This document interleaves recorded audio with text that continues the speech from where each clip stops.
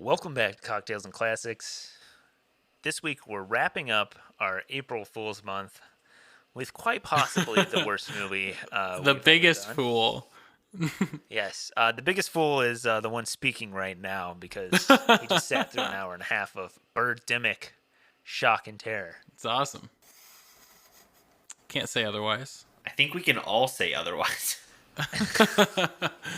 I mean, honestly, I'm surprised. I mean, we'll get to it, but man, I didn't think that I've seen this before, and I thought that when we watched Food Fight that would be the worst movie. But this gives it a run for its money for sure. This is probably worse than No, Food hold on. I'm sorry. This does not give it a run for its money. This knocked it out in the first round. In the first 20 minutes of Mustang driving. In the entire credit sequence where we had to look like we were watching the worst camera operator from Friday Night Lights drive around in a fucking Ford Mustang. Just the credits roll.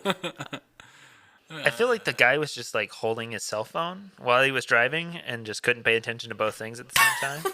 So he starts to like slightly tilt. All this to say, we watched Birdemic, Shock and Terror. I'm Dylan.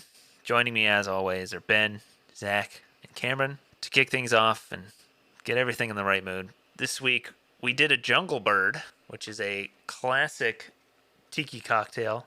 It's rumored to have been created in the late 1970s at the Kuala Lumpur Hilton. It is 1.5 ounces of rum, Jamaican or blackstrap, 3/4 of an ounce of Campari, 1/2 ounce of lime juice, 1/2 ounce of simple syrup, and 1.5 ounces of pineapple juice. You shake that all up and you open pour it over some ice, and you get yourself a little fruity, bitter, boozy drink. I feel like this one kind of hides the booze a little bit, but you know what's there after a couple, which you need to watch Birdemic. Yeah, this movie requires prep work. At least 2 cocktails to ride this ride. Yeah, I will say this felt like a summer cocktail, which was nice considering it snowed a couple days ago here in Michigan. So drinking something made me feel a little warm. Little not like I live in a fucking tundra. Ben, but did you sub yours out with stuff, right? What did you actually put in yours instead? I did. I didn't have the Campari, so I used a little bit of triple sec and then a splash of cranberry juice just for the color, and it was fucking delicious. And it was awesome color. Awesome color. No, the color didn't still turn out right, but it tasted fantastic. Okay. I don't care what the book says. That's how I'm making them in the future. Yeah, I made an entirely different drink called the Crow, which is really simple. It's just literally whiskey, 2 parts whiskey, 1 part lemon juice, and then a dash of grenadine. And it was pretty heavy on the alcohol, but that was appreciated for this movie, for sure. But I'll say it right now, the cocktail, 1,000,000 times better than the movie. Well, I mean... This movie did not deserve this cocktail. This cocktail was out of this movie's league. I could have had a cocktail recipe that was like spoiled milk, curdled milk, and it might have been better than the movie, I think. Curdled milk topped with like barbecue sauce, that's probably better than this movie. We did the hot dog water for Food Fight. Yeah. Mm-hmm. I feel like the cocktails were disproportionate for the bad movies. That's true. Yeah. I would rather one of those CGI eagles claw my eyes out than I have to watch this movie again. But then you'd have to watch the CGI eagle claw your eyes out. It's better than watching the 45 minutes of non-CGI things do absolutely nothing. It was funny that the first 45 minutes of the movie did not have a single bird in it. No, there was 3 birds. There were the 3 CGI'd birds. But most of the first... Oh, and the one dead one. Don't forget the one dead one. That's true. There were 4. I was going to make that a trivia question, but then there were so many birds later on, I couldn't do it. Oh, God. Well, good news. You only really had to count the 3 because they just reused them over and over again. They just literally hit copy and paste. Sorry, we're spoiling this movie. I know you guys were really itching to watch this, but yeah. A better trivia question would have just been, how many different birds are there? That's true. I think the answer to that is 4. Well, you should understand how many times You'd have to rewatch the movie to figure that out, though. It's not worth it. I think that, yeah, that's true. I think there are like 4, or maybe I'll say 5 for benefit of the doubt, but there's the eagle, there is the A vulture, vulture. there are the doves, and then there's the bird in the beginning of the movie that I don't quite know what it is. It's like a green bird. Like a Yeah, parrot. it's like they a have. parakeet or like Yeah. a cockatoo I or think something. those are the 4 different types of I don't know. birds in the movie. I'm not an ornithologist. I'm just Well. a scientist. I am. And those birds definitely had bird flu virus. All right. Anyway, let's get out of this Shit. cocktail segment. Check the show notes Just itching below. to talk about it. Make yourself a jungle bird. Or if you're Cam, you just make a completely different cocktail. It's a bird themed cocktail. All right. The bad news is I made 3 of those ahead of time, but I did run out of those during the movie, so now I'm just on like old fashions. Send us a picture at Cocktails and Classics Pod on Instagram. Tell us your thoughts. What do you think of the jungle bird? What did you think of Birdemic? You can check it out on Amazon Prime Video. We're about to spoil the shit out of it. If there's anything to really spoil, I don't know. Uh, That's kind of up for debate, I think. I mean, I guess death, maybe? Just who lives and who dies? Okay. I don't think that's really relevant, but all right. Birdemic Shock and Terror is a 2010 horror thriller directed and written by James Nguyen. It stars Alan Baugh, Yep. Whitney Moore, Tippi Hedren, Janae Castor. Okay. I don't know if all any right, of these I'm people... just gonna throw this out there. I'm pretty sure Tippi Hedren. It says in archive footage. I'm pretty sure she's the woman who's on the TV in the motel. Oh, playing with the birds? Yeah, Yeah. I literally think that's who that is. It's literally, they're not even in the movie, they're just on the TV screen. And they're the 3rd highest billed cast member. Is it like a scene from, like, Hitchcock's Birds? I think that's what it is. It's from Hitchcock. It is from The Birds. Okay, because that would make sense, sort of, you know? I mean, I don't think it's from the birds. Isn't it in color? Is the birds in color? yeah. It is? Oh, okay. Birdemic currently sits at a 1.8 out of 10 on IMDb. It is number 5 on the IMDb bottom 100. How? Really stupid bottom of the barrel here. It's the story of a horde of mutated birds that descend upon the quiet town of Half Moon Bay, California. With the death toll rising, 2 citizens manage to fight back, but will they survive? Birdemic? Yes, they will actually. Neither of them they do. will be in danger at all. Okay, hold Not on. even close. Hold on. I very much have a bone to pick with that. And that a horde... the movie is not about the horde of birds whatsoever. They didn't even fucking show up until 50 minutes into the goddamn movie. Yeah, on that smash cut. Yeah. Here's the whole, like 45 minutes into the movie, it goes from like, what the hell is this about, to like birds just attacking stuff. Here's the whole gut punch of the movie for me. You get in, and then an hour into the movie, they tell you that the birds attacking is just a symptom of global warming. And that's the point. That's when you like, when I watched this for the first time, that's when I first realized that this is just a thinly veiled global warming movie. Like the entire time, literally the whole time, it's about global warming. Wait, that's how long it took you? I called that like 5 minutes in when we were watching that lady on the news, and she was like, polar bears are running out of ice. I wasn't as observant when I first watched this, however many years ago. But yeah, like, you know, when they first tell you, like, yes, the birds are being caused by global warming, you're like, oh my God. I mean, like, don't get me wrong. Can you imagine this heat wave in the middle of winter, even though we're a couple Yeah. weeks before October? There's so many setups for it, and it's just Man, like... that was a good movie. An Inconvenient Truth. I was gonna say, is this directed by Al Gore? Oh my God. But yeah, it's just, man, this is just, wow. I mean, I said it as a meme at the start, but then, like, once we kept going back to being like, oh man, yep, there's a heat wave, all this global warming. birds are running out of environment. Species are being wiped out. I was like, okay, no, they are actually just jerking off to fucking global warming over here. Oh my god.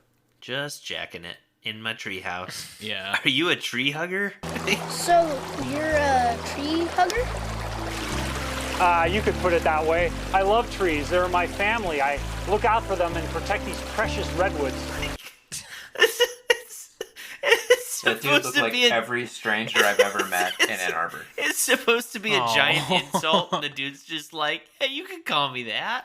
Kids, you want to come play in my treehouse? Shit, we can't. There's a cougar on the loose. I better go get in my treehouse.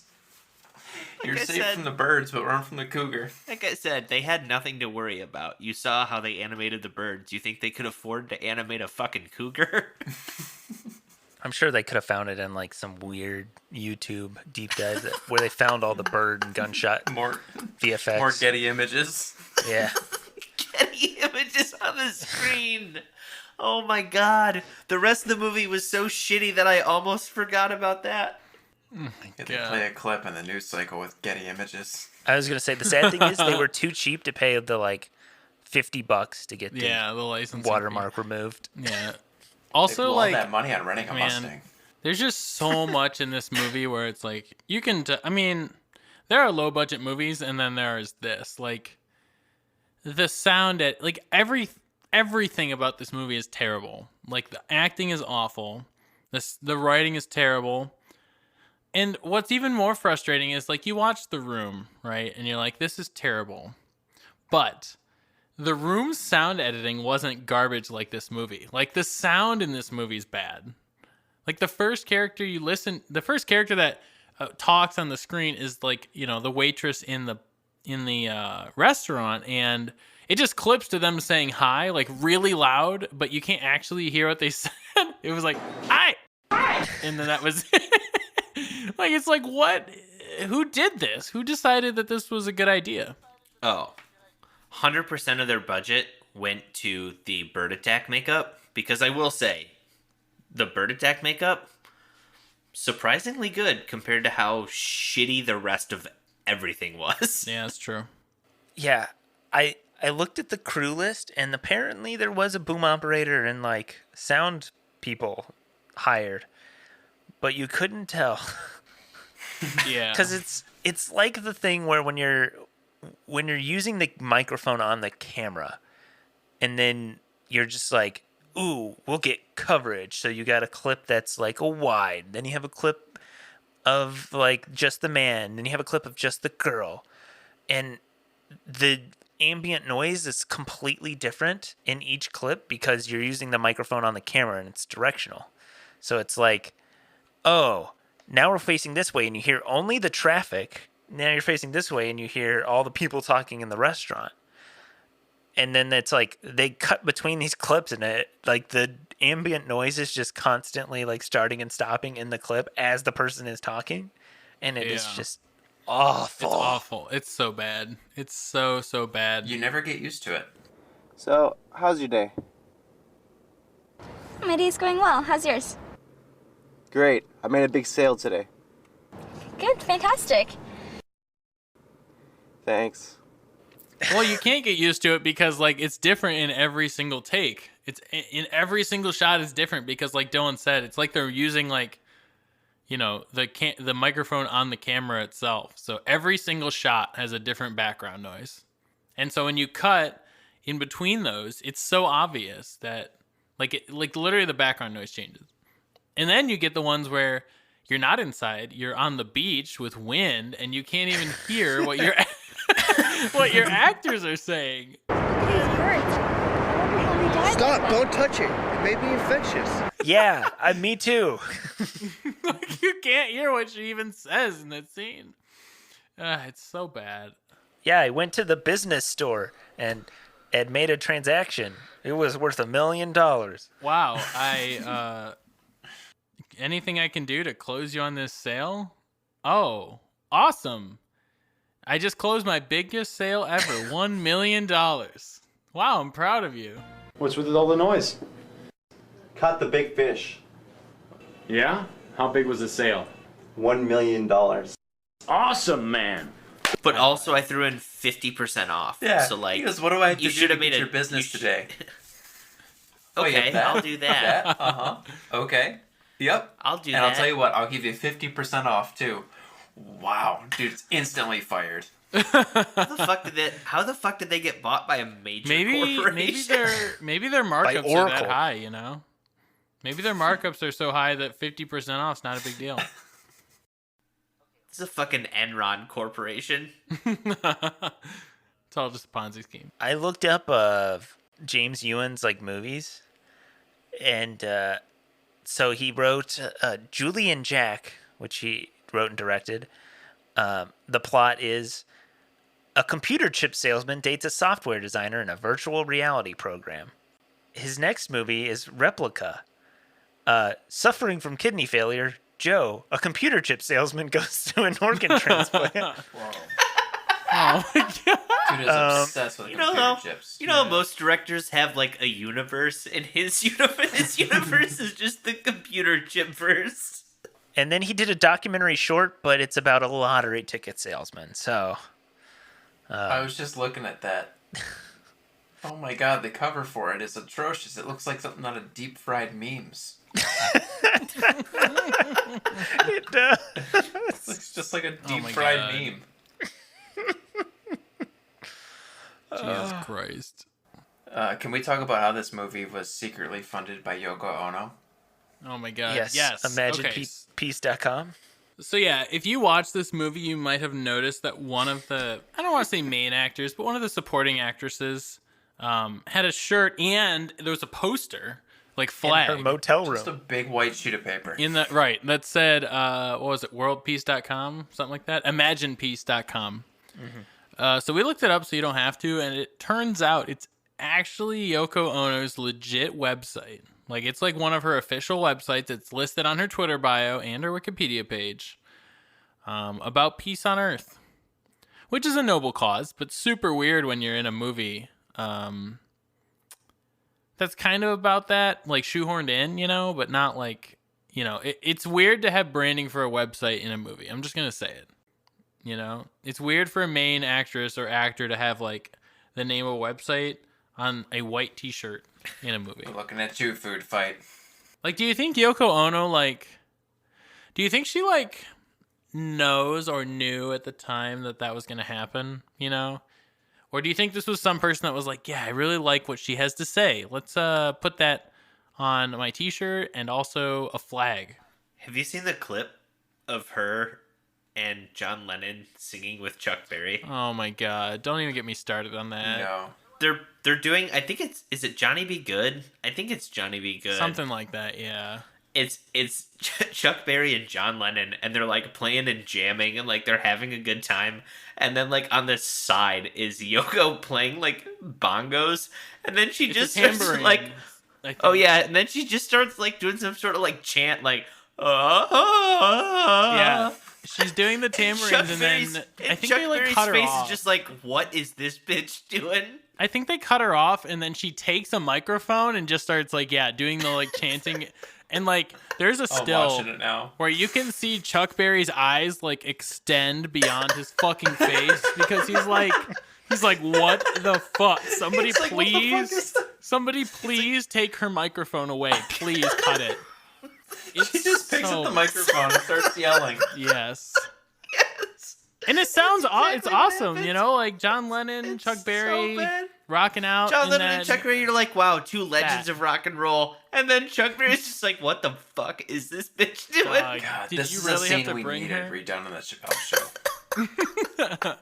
Like, dog, did you really have to bring your wife? Dude, you replaced Paul McCartney with Yoko Ono. First Worst you trade deal in ruined, history. first you ruined the Beatles, now you've ruined Chuck Berry. God. Thank God Elvis is dead. Oh my God. No, I have seen that. It's so bad. So anyway, her website is in the movie. And it's up to date.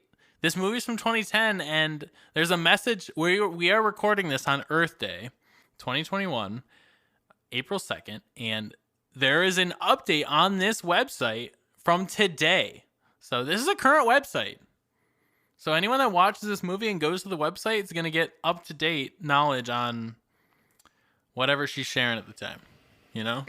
So if you want to follow what Yoko Ono's up to, it's imaginepeace.com. And also if you don't have a Twitter, I guess.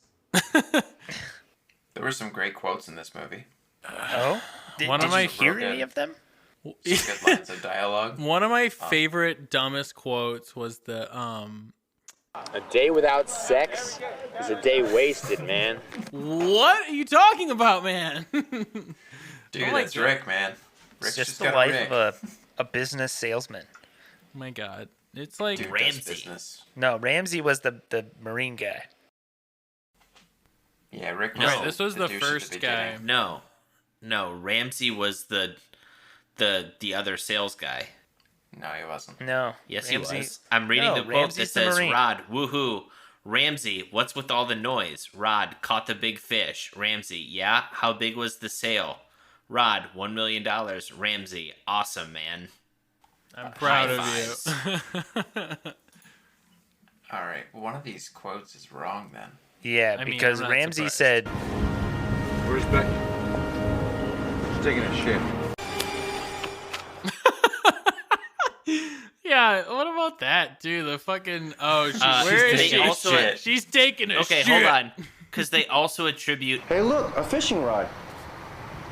I can go catch some fish. to Ramsey, even though he'd What? already No. been dead at that point. Rod in the movie. definitely Yeah, said right. that. Rod definitely said that. I don't think anyone knows who's who in this movie. They probably couldn't I mean, hear that's the fair. names. You they all can't start really with use- R. It's Rick, Rod, and Ramsey. Okay, also, like, Who the fuck is it's Tony? not. It's not really a Tony's quote. the kid. Oh, that's right. It's not really a It's like, quote, wait, but what?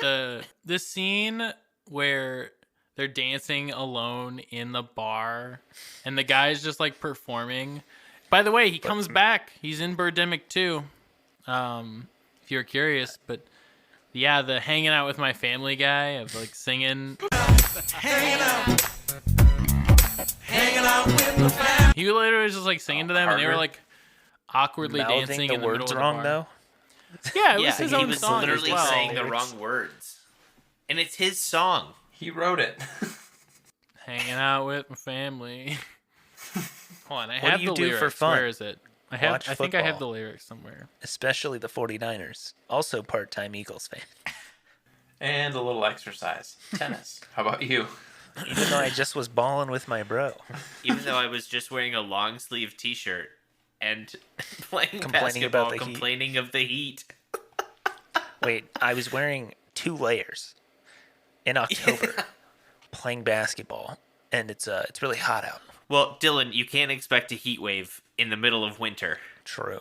I'm never going to let that die. That they literally said it's the middle of winter, and then the next thing you know, it's October. Yeah. And then it's also only been 2 or 3 weeks. So, like, it was not the middle of winter when you had the heat wave. It was fucking September, which is when it gets hot. Yeah, they went to like the pumpkin festival, which obviously is in like October. It's so funny because apparently they didn't get a lot of permits for filming this movie, so I wonder how much of this was just straight up illegal filming. Like they went to that entire pumpkin festival and filmed the parade and like all this other stuff, and it's like, well, how much of that were you actually like allowed to do? Or like that one scene where they film in the convenience store, and it's clearly just like the guy who owns or works at the convenience store there, like, has lines in the movie, you know? Where he's like, gas is $100 a gallon. What? $100? That's outrageous. Well, either you take it or leave it, you know, and I have only a few gallons left only. It's rip off. Fine. I really enjoyed that every couple goes to this seedy motel to bang. I was just lined up next The to each same other. room, too. It's clearly It's they all rented the out same room. one hotel room. The only difference is that when the one people are there, they put the sign up. Yep. They put up their The Yoko Imagine Ono piece. website. I'm just a huge fan. Before we do it, can I just hang up my Yoko Ono website? It really poster. gets me going when I look at the Yoko Ono poster. Also, you know, it wouldn't be bad if like it was just the poster, but then when they go later and she's wearing the t-shirt Yeah, on the the date. t-shirt. And then when she's like dead, she's When also they dead, find she's her also dead, wearing she's the still wearing t-shirt, the yeah. t-shirt. Oh my god. If you guys want to know something interesting, No. you might have been curious why. So in those scenes, they were all wearing like swimsuits and bikinis and stuff. Apparently, the director did that so that they wouldn't actually have to like have sex or like, you know, have their naked bodies on each other, basically. So he just chose to have them wear like bikinis and like swimsuits and stuff. I figured as much. Which I'm sure What, Whitney you Moore mean- now has mouth herpes because Oh my god. Yeah. fucking Rod was rocking a fat cold sore. Definitely. You have to look at it. It's in the pumpkin festival scene, but Rod has a cold sore the size of Mount Vesuvius. It is huge. Also killed as Later many that people night, as it Mount erupts. Vesuvius, but Oh man, this movie is way ahead of I its time, also though. liked how they wake up in the morning after it's insinuated that they have sex with their dirty ass feet. but she's And then still when in her they get up- bikini. But he's like when they fully get up- dressed in his Rod's got his belt Rod has on. his done. belt on. His belt is on. Yes, I sleep in my belt. Do you have a problem with that? Pants and belt. He was sleeping it's in his comfortable. pants and his belt. Well, pants is if you want to like pants, whatever, fine. Really, the fucking belt on. And What if his everything? pants fall down in bed? You don't want Yeah, that what to if happen. gravity It'd be pulls his embarrassing. pants down? What if somebody something else saw pulls your his pants little down? Eagle. I figured it out, by the way. I was wondering. So Rick fantasizes about having this Ferrari, and Rod doesn't want a Ferrari because he loves his Mustang, which, by the way, is a plug-in hybrid. It gets 100 miles to the gallon. Yep. The plug-in Mustang hybrid that totally exists. By the time you're listening, there may be a plug-in hybrid Mustang. Well, there's a plug-in Mustang, but it's not. But it's hybrid. But it's not a- hybrid. It's not hybrid, and it's also Fully like electric. the SUV. But yeah, or Let's say, crossover. isn't it the whatever. new? Isn't it the new like ugly looking one? I don't think Whoa. it's ugly. I think it's Don't cool. you looking. shit on the Mach-E. The Mach-E. My dad just got a Mach-E. It's pretty sweet. Yeah. Michael works for Ford, and he says the Mach-E's look stupid. Well, Michael's stupid. He's just mad he can't afford one. Michael works for the fucking company. I think it would be fine if they didn't try to pass it off as like a Mustang thing. Yeah, I mean, I don't know. I think it's all right. I mean, it definitely like has the horsepower and stuff for it. Ben really hates the new electric Hummer. He's like, it would look fine if you didn't pass it off as a Hummer. Why would you even put crab walk on it? Meh. They have is that a real thing? I Yes, don't there know. is an Oh, yeah, it electric is. Hummer. Oh, great. So now everyone gets to look like a douchebag. How are you going to tell who's the real douchebag and who's the douchebag who's wanting to be eco-friendly? Here's A the little answer. green sticker on the back. The douchebag that wants to be eco-friendly buys the Tesla. True that. The real douchebag buys the Hummer. or the Mustang. The friggin' Mustang Mach-E is pretty sweet. I'm not gonna lie. It's got a similar screen setup to like a Tesla or something like that inside. That's what I need in my car. I need a, 12-inch screen while Yeah. I drive. Dude, that's what I want. Really distract me from the road. I mean, driving's boring. You need something to entertain yourself. Exactly. True. I'll just hack in and put on Birdemic Shock and Terror while I'm driving. You know what I do when I'm on a long drive? I just listen to every episode of Cocktails and Classics from the start. That's a good idea. not true. I've never done that. You But I know, do recommend it. You know that like thing where you kind of get, it's like it's like a real scientific The thing. bird flu where- virus? not the bird flu virus. There's like a real name for it. I forget what it is, but there's like those thoughts of like, what if I just like swerved into traffic? or Oh whatever? yes, it's called Call to the Void. It's a French name, but the French translation is like Call to the Void, something like that. I feel like if you were listening or watching Birdemic Shock and Terror while you were driving your like Tesla or your Mustang, it would just be like full blown Call to the Void thing. where Call of you'd the Void. probably- Sorry, that's what it is. You'd probably act upon it, Like, God, if I have to watch Birdemic one more second, Yeah. But then when you crashed your car, all that would happen would be shitty CG fire and shitty CG smoke. Maybe You'd the still birds be would alive. save you though, because you're taking a car out of commission. You got a car off the road. Maybe the eagles would come and save you. If you were curious, the French with their seagull term noises. the French term is lapel du vide, which is literally call of the void. So yeah, that's what that is. That like psychological phenomenon where if you're like, what if I just like swerved my car into the median and just fucking killed everybody? Like, you know, you're not gonna do it unless you have to watch Birdemic again. But that's what that is. So this week's podcast is brought to you by Surfside Sips. They make high-impact glass straws. They're a family-owned company.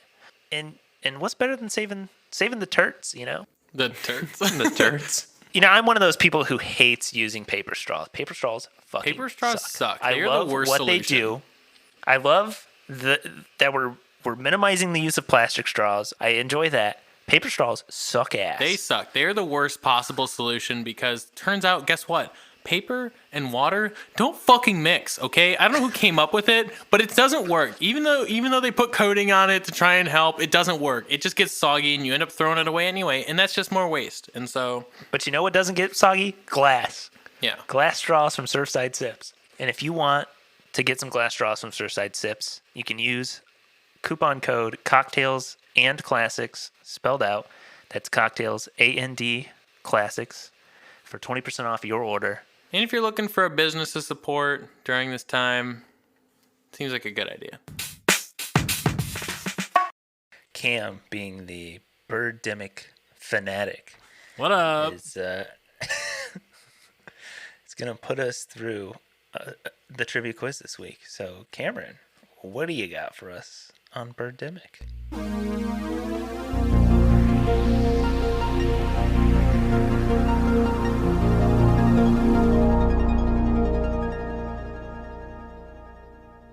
Thank you.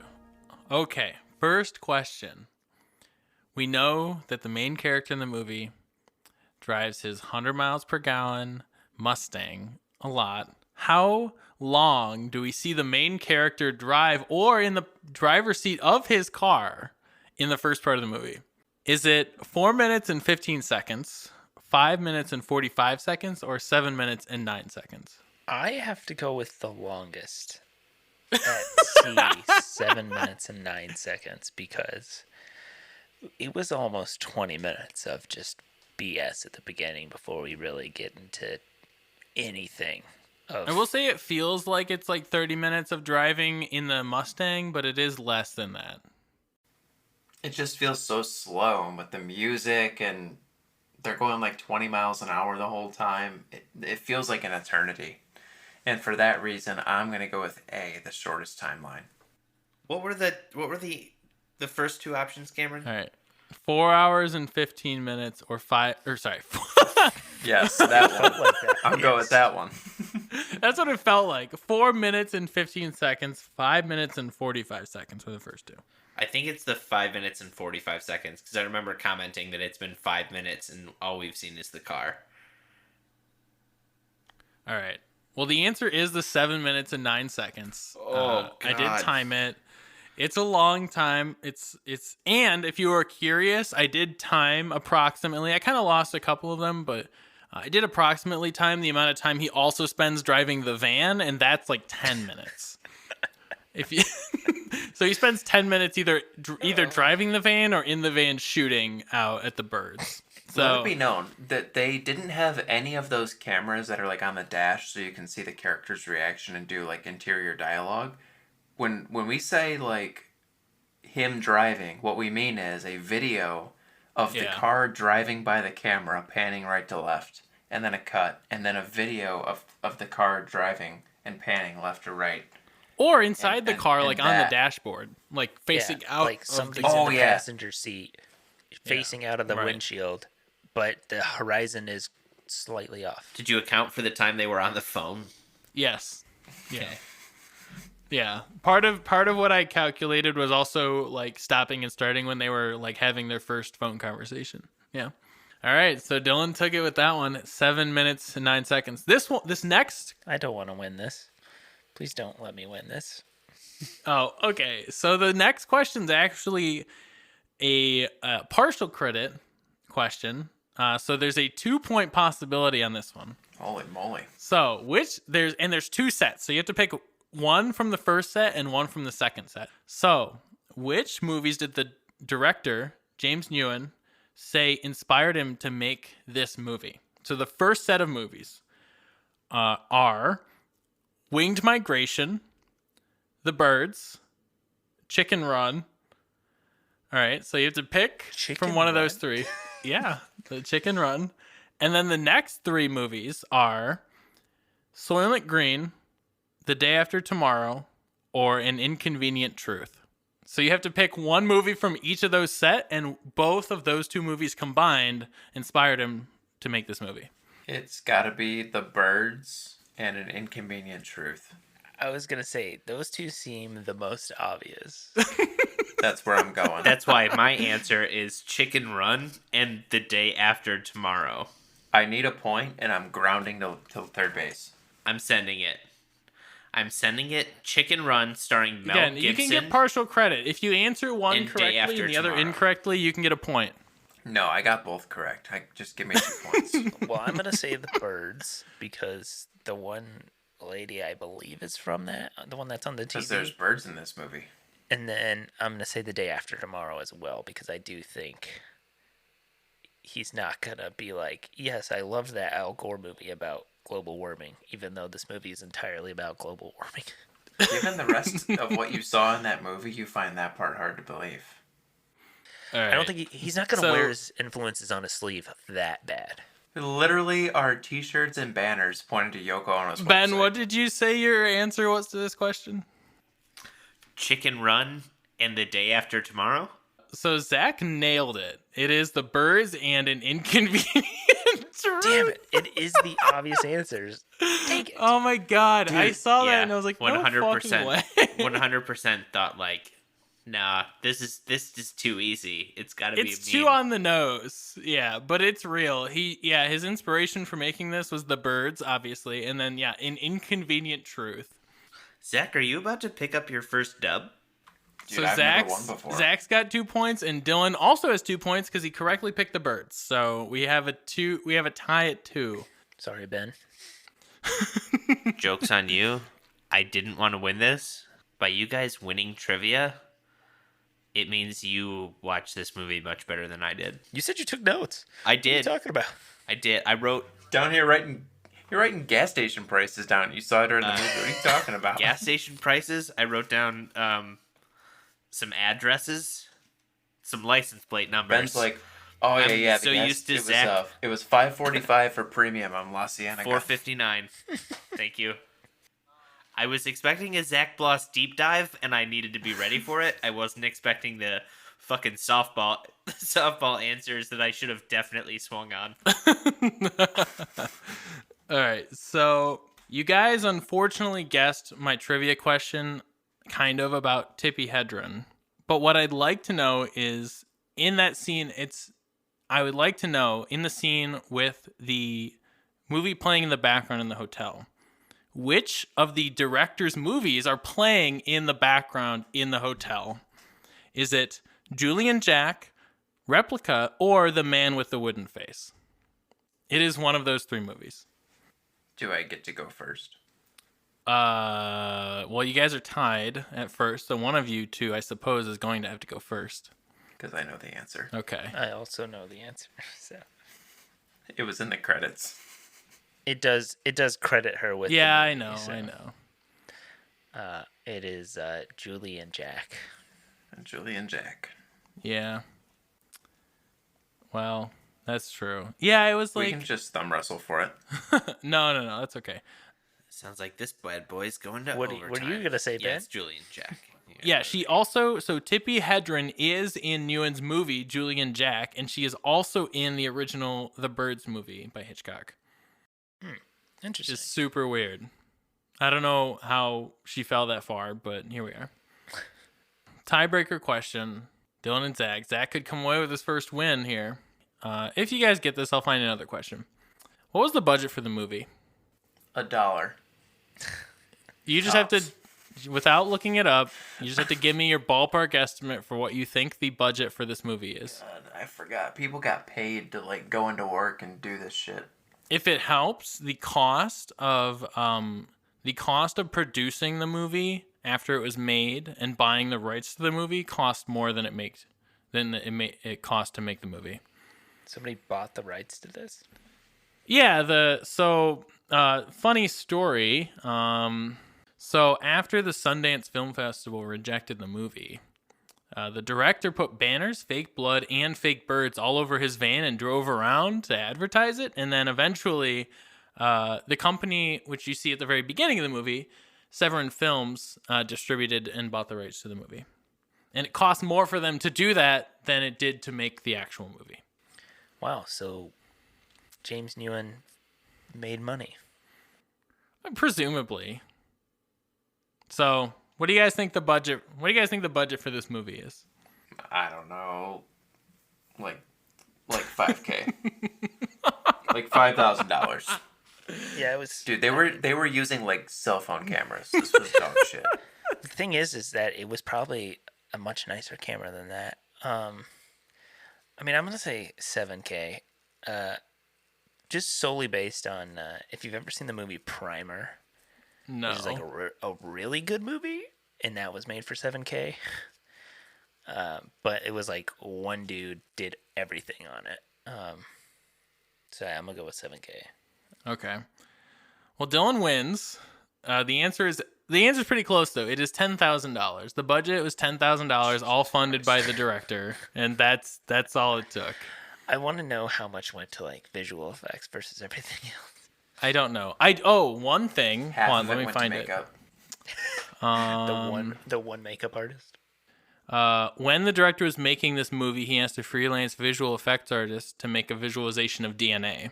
The director said he needed it done quick for a film festival and would send the money. At the same time, the freelancer should be sending him the disc with the effects. The director got the effects, but then did not pay the freelancer. He sent him a check, but the $100 check bounced. So he paid $100 for DNA visualization, and the check bounced. And he never got paid. See this, like, okay. So as someone who works in the movie industry, like, those kind of people are the fucking worst. Yeah. Because like I worked on a movie. The first thing, like, real thing I ever worked on, as like not a PA, was sort of in this realm. I feel like it's called Strain 100. I think it did finally release. Where, I do not know, but it was like a zombie film. Basically, the first 30 minutes of the script was a Walking Dead knockoff. And then it had a bunch of YouTube personalities in there that I don't know because they're all like gun freaks or whatever. And so they like flew these people in. We shot for like 14 or 15 days. There was a bunch of like infighting where the director of photography left, and then they replaced him with somebody else, and then somebody, like, they ended up firing that guy and then bringing back the original director of photography and all this shit.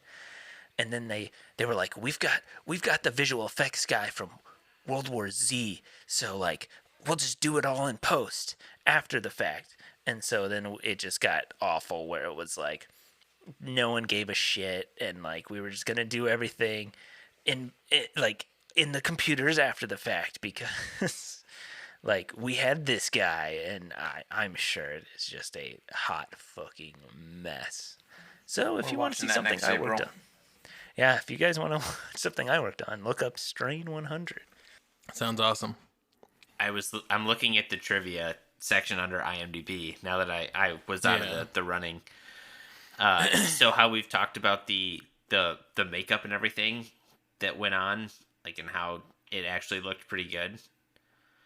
Lead actress Whitney Moore took over the job of makeup artist after the first two hired makeup artists quit after the first 2 weeks of filming. Wow. Oh my god, I didn't even read this top. Job. The top trivia thing is many of the credits for crew are fake. The director added them to make the film look more professional. Oh my god. Whitney I don't really Moore know how you make a auditioned for her role in a high school parking lot. They called her an hour later to say she got the role. She joked that should have been a red flag. She worked for a month and said it was a miserable experience, yet went back to make the sequel. Congrats, Dylan, on winning this round of trivia. You really deserved it. Suck it, Zach. I'll get there one of these days. Zach was close. Zach really almost did it to him on his first go around on trivia this season.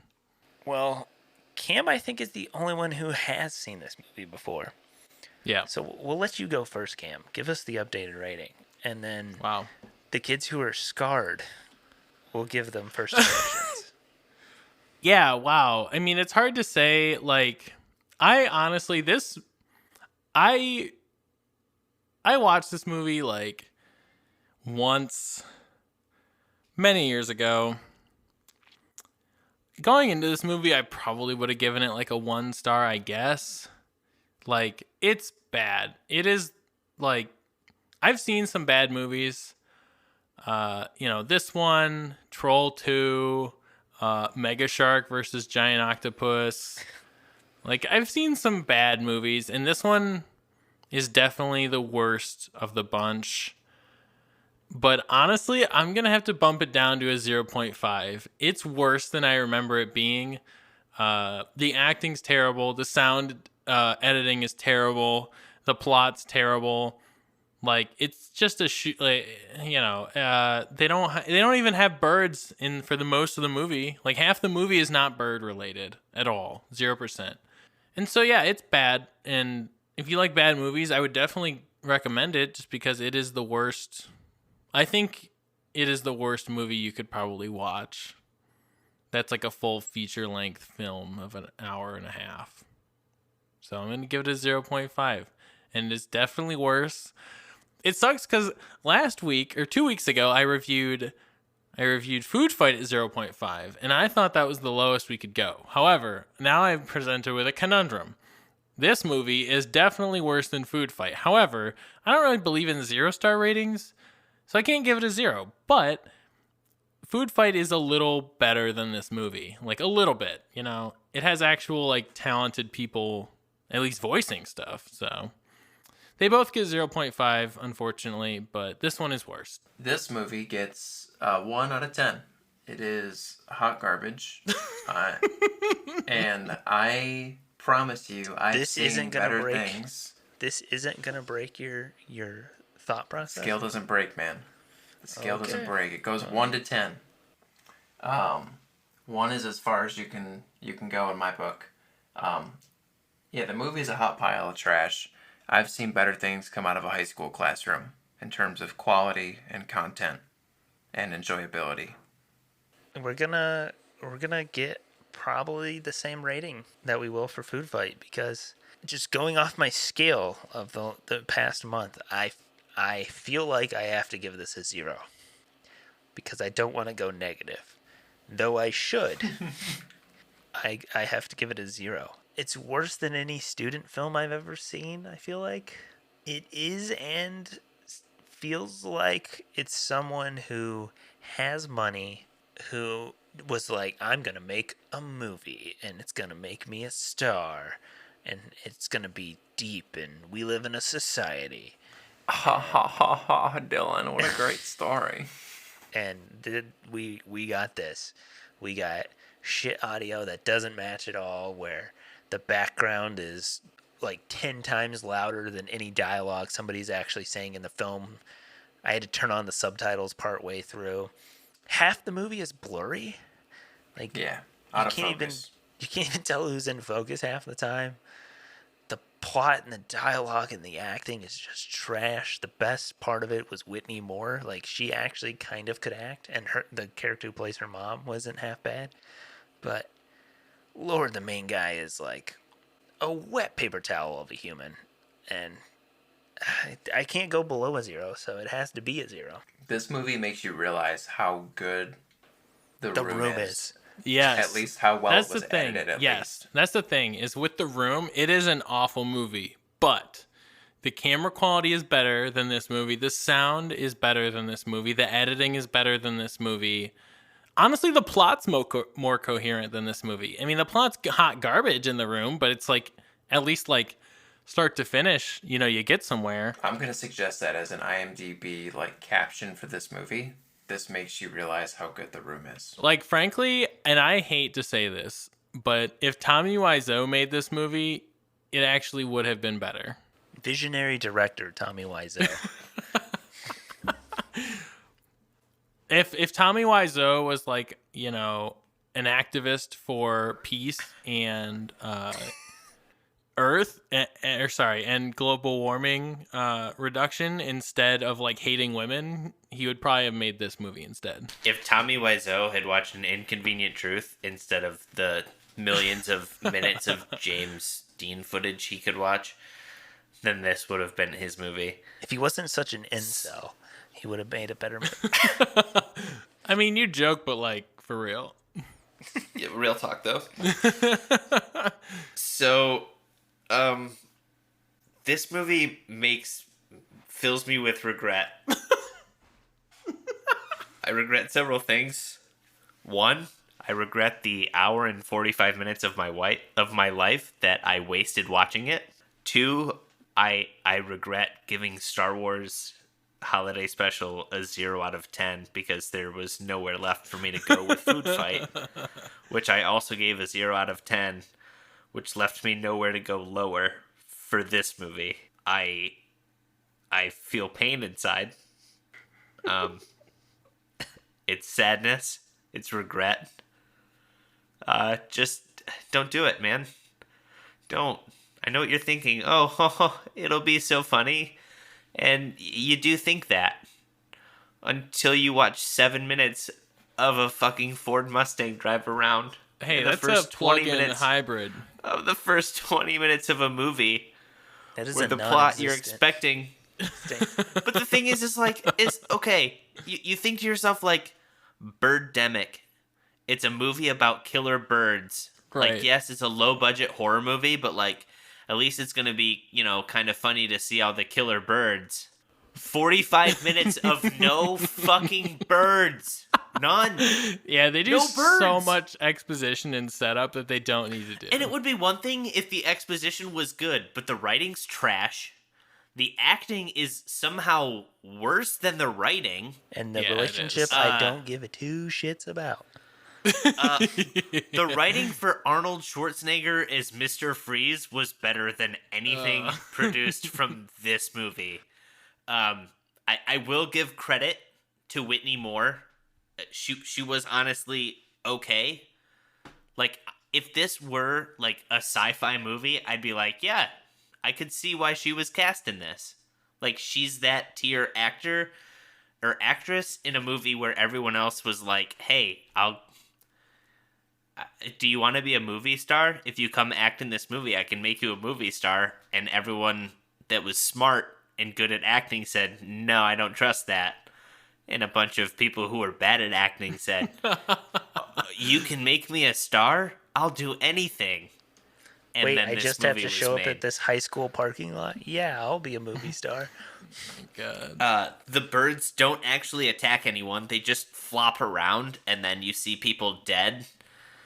It's true. It's Hey, just... wait, they do dive bomb a couple gas stations. That's true. They do. You're right. We I'm forgot. sorry. We forgot They do kamikaze gas stations and somehow combust into fire. We forgot about the exploding birds. Well, birds aren't real, so That's I'm not gonna lie. They're just machines anyway. If I could bring myself to give negative reviews, like in the negative numbers, I would, and this movie would deserve it because I feel like they owe me out of that. Instead of me giving them reviews, they deserve what I deserve is for them to go to Apple Podcasts and leave us a fucking 5-star review for what they made me go through to review this movie. It's a 0. Don't watch it. Don't think it's going to be funny to watch it with your friends because it's fucking bad. Here's the thing. When we watch bad movies together, like Food Fight, there was no point where I was like, I can't stand another minute of this. There were several times in this movie where I thought about just taking my headphones off, opening a new tab, browsing the internet until I heard you guys like talk about the movie being done. But I didn't think I could do it anymore. This movie almost brought me to my breaking point, and for that, I award it no points. And may God have mercy on all of their souls. I do believe we are owed financial compensation from watching this film. They better go buy a fuck ton of straws. Yeah, go buy Surfside Sips. Sign up for Audible All right, trials. so here's a question. I've already Venmo requested money from Yoko Ono. Okay, so here's a question from whoever. Is anyone looking at the reviews right now? So can somebody look at the reviews and tell me if this movie is tied with... Are our ratings tied with Food Fight with all the ratings we gave? These are both 0.38 out of 10 from us. Okay, so in light of new evidence, I'm going to break my system, and I will give this movie 0 stars. Okay, I'm gonna. This is the one. I'm using it now. 0 star movie. This is a 0 star. All right. It cannot be on the same plane as Food Fight. Food Fight is awful, but it cannot be. So I'm gonna break it, and I'm gonna give it 0 stars. Wow, Cam, fudging with the ratings a little bit here. I just can't. All right. In my moral conscience, I cannot allow it. All right. I'm sorry. While we're going back in time here, like, let's be honest. Is Hubie Halloween the 4th worst movie we've seen? Yes. Yes. Yes. Yeah, it is. It is. It still is. It's still in But the top. I understand what you're saying. I get what you're saying. But is it really? Yes. But there's a gulf, right? Like, what's Hubie Halloween rated at? Like a 3? Like a 2.88. Yeah. All right, there are plenty of movies we could watch that would be in the 1 range for sure. Like if we watched Troll 2, I'd probably give that like a 1. Well, okay, so the bottom 5 currently is Birdemic at a 0.25, Food Fight 0.38, Star Wars Holiday Special 0.63, Hubie Halloween 0.88 or 2.88, and then The Room at a 3.0. See, there's such okay, it's hilarious that The Room is higher than Hubie Halloween. I don't think that deserves to be true. I feel like The Room is worse than Hubie Halloween. I maybe quality-wise, but enjoyment-wise, I'd say they're about on the same level. And they're not too far off. Like a 2.88 and a 3 is pretty damn close. Zach is like straight up offended right now. You just slammed the Sandman in front of him, and he is butthurt. It is the Avengers of the Sandler verse. I thought that was Grown Ups. Grown Ups is Avengers. Grown Ups 2 is Infinity War. And Hubie Halloween is Endgame. Oh my god. No, we just wish it was the Endgame for the Sandlerverse. Check out the rest of our April Fool's episodes that we've done. The Room, Food Fight, Harold and Kumar. Send us movie recommendations on Instagram at Cocktails and Classics Pod. Send us photos of your jungle birds. That isn't like an innuendo. That's the cocktail we did earlier in the episode. Sorry, I know it's been a while. Ha ha ha. Thank you.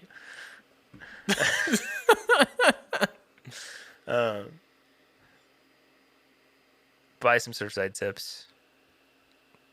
Check us out as we watch actually good classic movies, hopefully, coming up. Starting with The Land Before Time in May. Oh my god. Ducky! Petrie! And as always, watch responsibly.